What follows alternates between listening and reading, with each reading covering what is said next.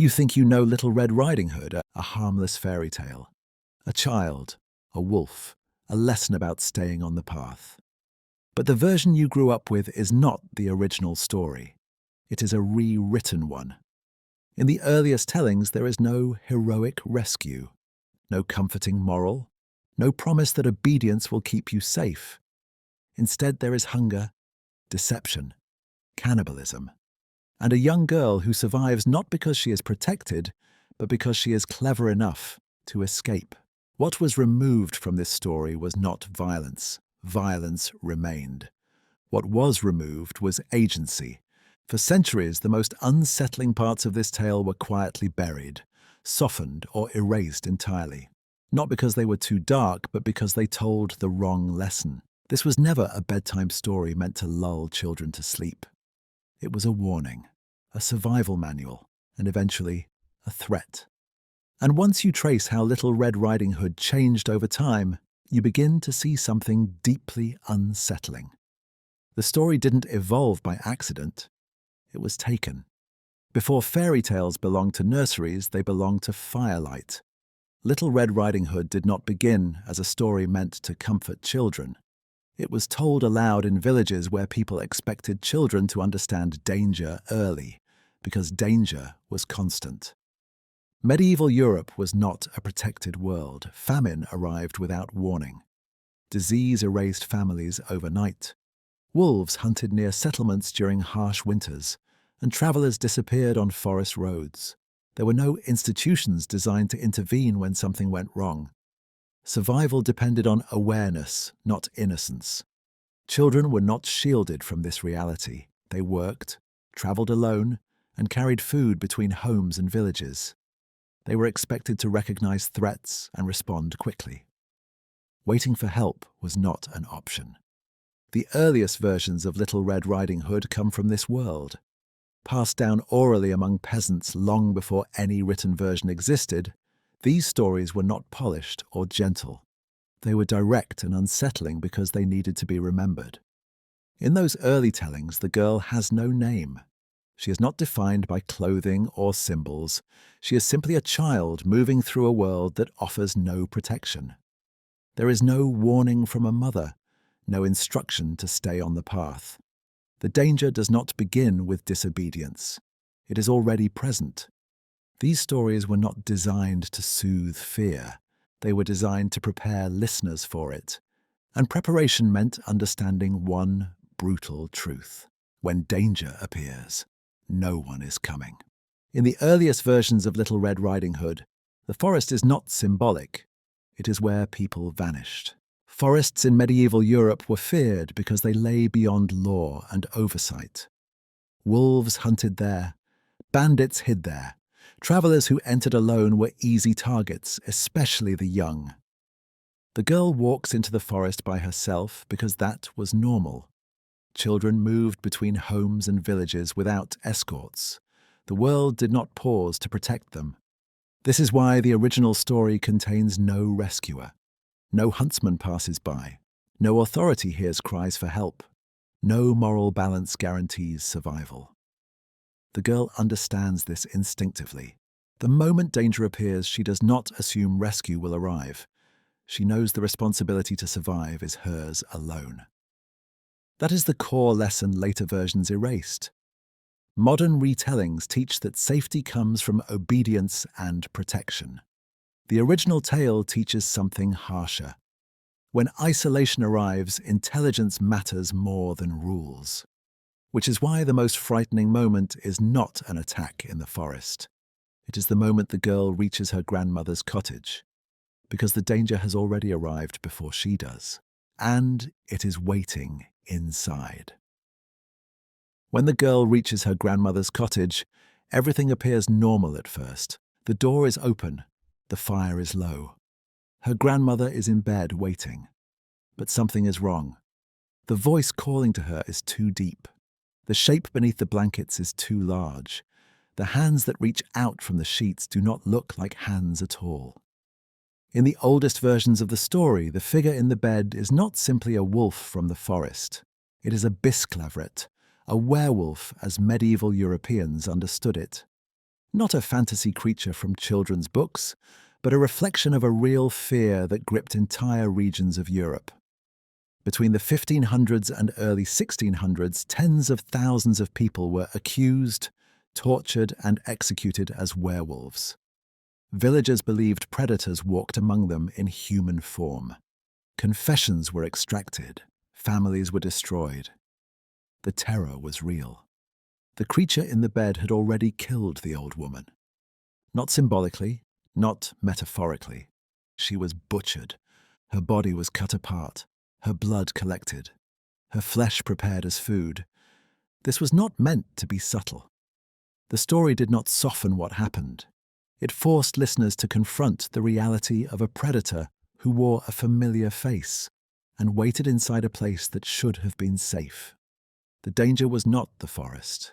It was the bed, and the girl was already standing at its edge. Before the creature threatens her, before it reveals itself, it does something far more disturbing. It offers the girl a meal. In the earliest versions of Little Red Riding Hood, known to folklorists as the story of the grandmother, the predator does not immediately devour her. Instead, it tells her she must be hungry from her journey and directs her to the pantry. There, waiting on the shelf, is meat and a bottle of wine. The girl eats. Only then does the truth emerge. In some versions, a cat watches from the corner of the room. Animals could speak in these stories, and this one does not soften its words. It tells the girl plainly what she has done. She has eaten her grandmother's flesh. She has drunk her grandmother's blood. This is not a metaphor. This is not symbolism added later by scholars. This scene appears again and again in early oral versions across France and Italy. It was told plainly, without explanation or apology. Which is why later writers could not tolerate it. Cannibalism shattered the fragile boundary between fairy tale and reality. It forced listeners to confront starvation, deception, and the way hunger can be weaponized. It also stripped away the comforting illusion that evil announces itself clearly. Here the monster does not roar or attack. It feeds you. For centuries, this moment was quietly removed. When Charles Perrault wrote his version in 1697, the meal vanished. When the Brothers Grimm adapted the story later, it was already gone. Not because it was too grotesque, but because it taught the wrong lesson. It suggested that danger does not always arrive as violence. Sometimes it arrives as trust, as nourishment, as something you are told to accept without question. And once the girl finishes the meal, the predator moves closer. The story now demands a choice: submit or think. Before we go any further, pause for a moment. If you were standing there knowing what she has just learned, what would you do next? Would you submit or would you think? Let me know in the comments. This is the moment the story was never allowed to keep. After the meal, after the truth is revealed, the creature turns its attention fully toward the girl. In later versions, this is where she becomes helpless, where she is swallowed, silenced, erased. But in the original tale, something very different happens. She does not scream, she does not beg, and she does not wait for help. The predator ties a cord to her ankle to keep her close. He believes control is already complete. Strength is on his side. Fear should be on hers. But the girl understands something the creature does not. Force is not the only weapon. She tells him she needs to go outside, not to escape, she doesn't say that, but to relieve herself. It is an unglamorous excuse, almost crude, and that is precisely why it works. The monster agrees, still holding the cord, convinced she cannot go far. Outside, the girl does not run. She thinks. She takes the cord and ties it tightly around a tree. Only then does she flee, quietly, quickly, without panic. Inside the house, the creature feels the tension on the line and believes she is still there. Time passes. Confidence turns into suspicion, and by the moment he realizes the truth, she is already gone. No rescuer arrives. No authority intervenes. No miracle occurs. The girl survives because she outsmarts her predator. This ending appeared again and again across Europe, in France, Italy, and beyond. Different monsters, different details, same core truth. When faced with a predator, the girl saves herself. This was not a story about innocence. It was a story about intelligence. And that is exactly why it could not remain untouched. Because a girl who escapes on her own is dangerous to certain kinds of power. And soon, the story was taken out of the villages and rewritten. The moment Little Red Riding Hood left the villages, it began to change. For centuries, the story belonged to peasants. It was passed mouth to mouth, altered slightly with each telling, but its core remained intact. A girl encounters a predator. She recognizes the danger. She escapes through intelligence. Then, in 1697, the story was lifted out of oral tradition and placed into the hands of the educated elite. Charles Perrault was not a folklorist trying to preserve peasant wisdom. He was a court intellectual writing for aristocratic salons in the court of Louis XIV. His audience was wealthy, literate, and deeply invested in social order. And the original story did not serve that order. A peasant girl who defeats a predator on her own sends the wrong message in a society obsessed with obedience, hierarchy, and control, especially control over young women. So Perrault reshaped the tale. He removed the girl's escape. He removed her intelligence. He removed the idea that survival could come from wit. In its place, he introduced inevitability. In Perrault's version, the girl does not outsmart the wolf. She obeys him. She undresses. She climbs into bed, and she is eaten. The story ends there. No rescue, no second chance, no clever reversal. And then Perrault adds something the original never had: a moral, spelled out explicitly for the reader. A warning aimed not at children in the forest, but at young women in society. Talk to strangers, and you will be devoured. Stray from proper behavior, and you deserve what happens. The story was no longer about survival. It had become a lesson in submission. Once written down and distributed, this version began to replace the older one. The village tale did not disappear overnight, but its authority weakened. Print gave Perrault's rewrite permanence and power. The story now belonged to institutions, not communities. And that shift allowed something else to be added: a mark. In the original village stories, the girl had no defining color, no cloak, no hood, no visual marker that separated her from anyone else. She was anonymous on purpose. That changed with Perrault. The red hood was his invention, and it was not decorative. In 17th century Europe, red was a loaded color. It carried meanings his audience understood instantly. Red symbolized sin, temptation, sexual maturity, and moral danger. It was associated with scandal, with the devil, with women who had crossed an invisible line society was desperate to police. By dressing the girl in red, Perrault transformed her from an unnamed child into a marked figure. She no longer wandered into danger by circumstance. She signaled danger by her appearance. The implication was subtle but devastating. If something terrible happens to her, it is not random. It is expected. The red hood becomes a visual accusation, a warning label, a suggestion that the girl's presence alone invites harm. This is how responsibility shifts. In the village story, the predator is at fault. In Perrault's version, the girl's curiosity, beauty, and visibility are treated as provocation. Even the language of the morals reinforces this shift. Perrault does not warn wolves to stop hunting. He warns attractive, well-bred young ladies not to talk to strangers. The danger is no longer male violence. It is female exposure. Red becomes a symbol of guilt before any crime has occurred.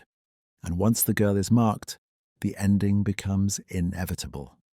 because a marked girl is not meant to escape. She is meant to be an example. That logic would only deepen in the next rewrite when obedience itself became the lesson and escape was replaced entirely.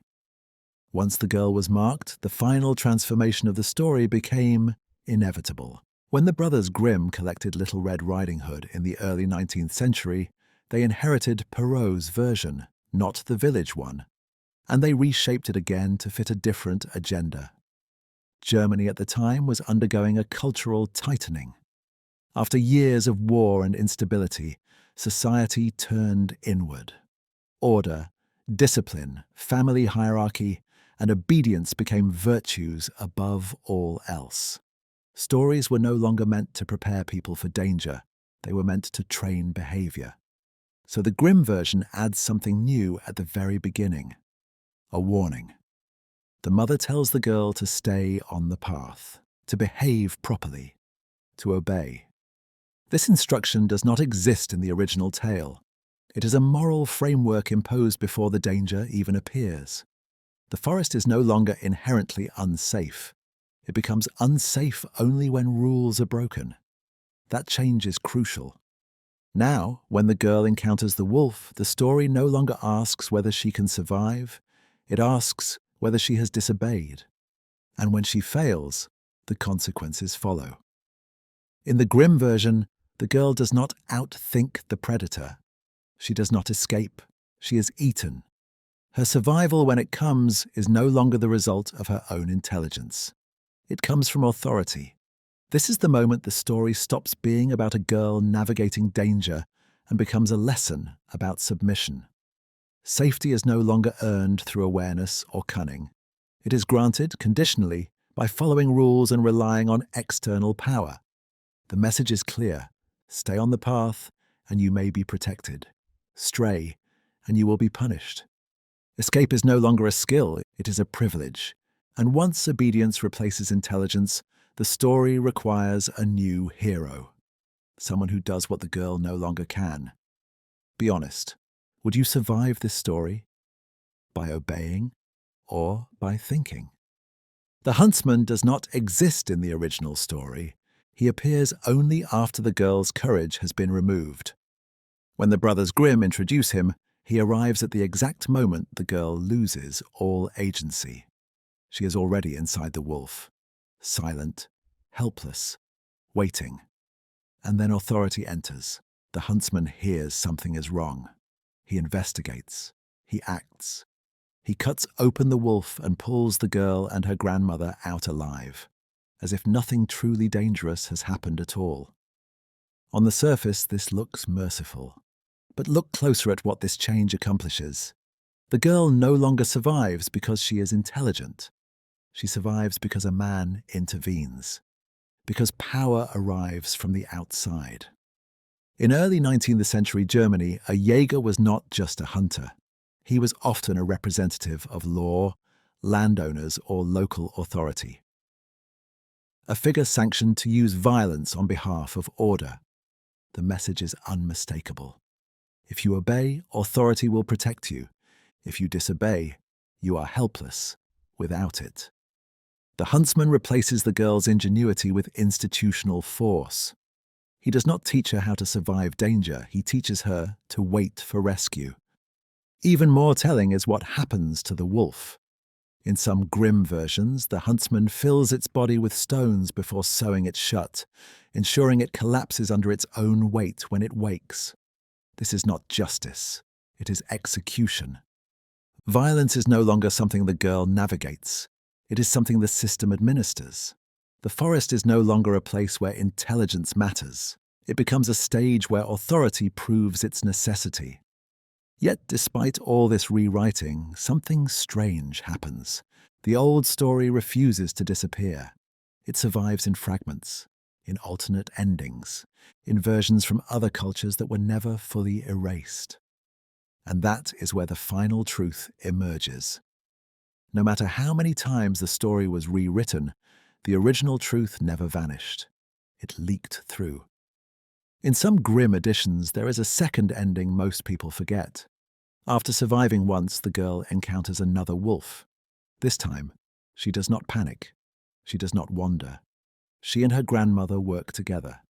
They trick the predator, lure him into a trap, and kill him themselves. For a brief moment, the old story resurfaces. The girl is no longer helpless. She does not wait for authority. She remembers how danger works. Across cultures, the same pattern appears. In Italy's La Finta Nonna, the girl escapes by tying a rope to a goat. In China's Aunt Tiger, a sister kills the predator with boiling oil. In countless variations classified today as ATU 333, young girls outthink creatures that are stronger, older, and more powerful than they are.